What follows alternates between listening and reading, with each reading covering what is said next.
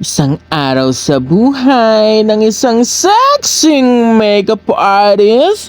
For today's video ay pagkatapos namin kumain sa isang mamahaling restaurant, wow, sosyal, ay naglakad-lakad muna kami dito sa Sunster Mall at nagpa-recopy ng mga picture. Char. At eto ay kumakaldag ka ba? Charing. Tapos ay pumunta kami sa ukay-ukay para maghanap ng mga dolyares sa mga bulsa ng mga tinda doon. Charis, alam nyo ba yung ganon? May mga dollars kaya dyan sa mga bulsa dyan. At eto at isusukat na ng ating nagmamaganda laging assistant ang kanyang napiling bilhin. At eto nga, kasyang-kasya. Perfect! At parang itatakas niya na, Charis. At eto naman si Miss Caitlyn ay hinahanap yata ang magic glass na sapatos. Kasi yata maging princess. Tapos nagpalinis kami ng kuko dito sa Dennis Santos Salon. Dito sa Sunster Mall. Tapos dyan, antok na antok ako. Kasi ewan ko, siguro sa sobrang pagod. Dahil ang araw na to ay sabi nga ni Miss Caitlyn, ito ay Pamper Day. At bakit may pagmwa? Tapos, maya-maya ay pumunta kami dito sa taas, dito sa sentro para maghanap ng maleta kasi nga yung maleta ko, kasi nga yung maleta kong luma ay pumutok na sa sobrang gamit na gamit, parang si Caitlyn, overused na po siya. Tapos, silang dalawa ang namimili dito ng maleta. Ewan ko baga dito sa mga nagtitinda, ang daming ino-offer kasi nga daw yung ibang maleta nga daw ay kapag ginamit ay yung kayang suksukin ng ballpen. So, bakit nagtitinda ng mga kayang buksan ng ballpen? Ewan ko rin sa mga manufacturer nitong mga maletang to kung bakit nagtitinda tayo sila ng ganun eh. Tapos, ang napili namin ay ito, worth 6,000 pesos yata to. Pero may discount naman siya ng mga around 20%. At Miss Universe ka ba? Oh, Pak! O, diba? Ganda. Tapos, ayan, dinademo na sa atin kung paano lagyan ng password. Ayan, sabi ni Kuya, At eto po ay nagbabayad na tayo. Cash po tayo for today's video. Charing. Ayan. Dahil po dyan ay ilang araw tayo hindi kakain. At ayan na ang ating mga stewardess. Tapos, dito ay naghuhulog kami dito. Ayan sila pala. Ayaw tanggapin yung barya.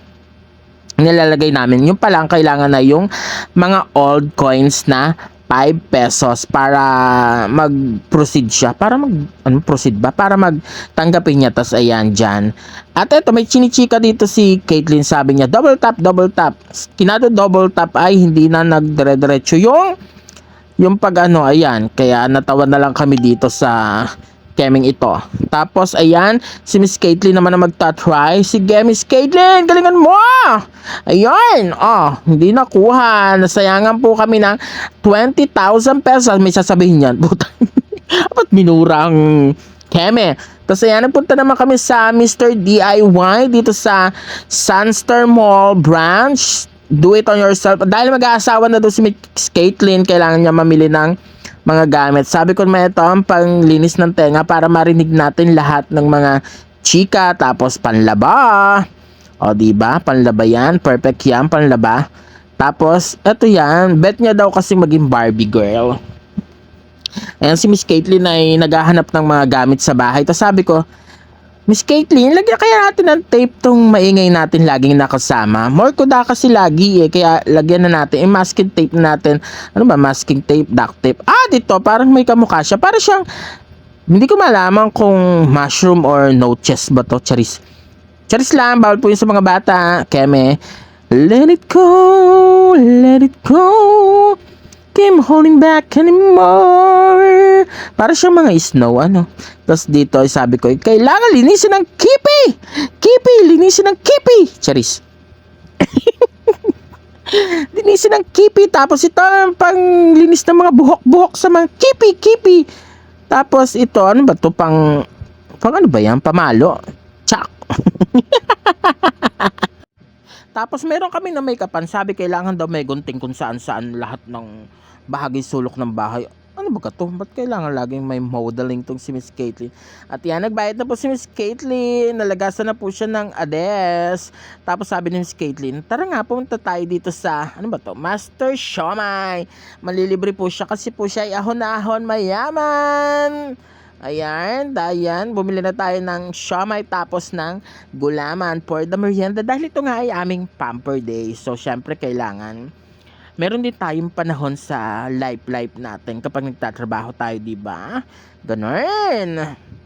Yun ang chika ni Miss Caitlyn. At yan, naubos na po ang ating mga siomai. Yung natiran yung kinain ko pa rin yun, syempre. Tapos, nagpa-massage kami. Ito parang, itong massage na to, parang binubudulan tayo. Ito parang may tao doon sa ilalim ng upuan. Tapos, kinakaliko-liko, ano daw? Parang pinipindot-pindot lang yung likod natin dito for today's video. Ayan.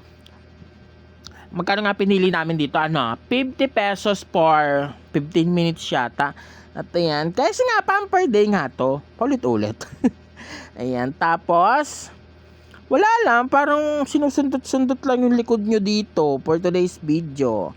Ganyan lang siya, ang ganap niya. O, wag na kayo magtanong kung ba't di nakapasok yung isang kamay ko, ha? Pero pwede naman kayo mag-PM, charis. Tapos may mga Zumba tita. Ayan, hindi na ako dito kasi alam niyo naman, bewang ko na may 22 laang. Charis. Tapos ayan na, goodbye na. Sige na, magplastika na kayong dalawa. Kumari, beso for today's video. Bye, Miss Caitlyn!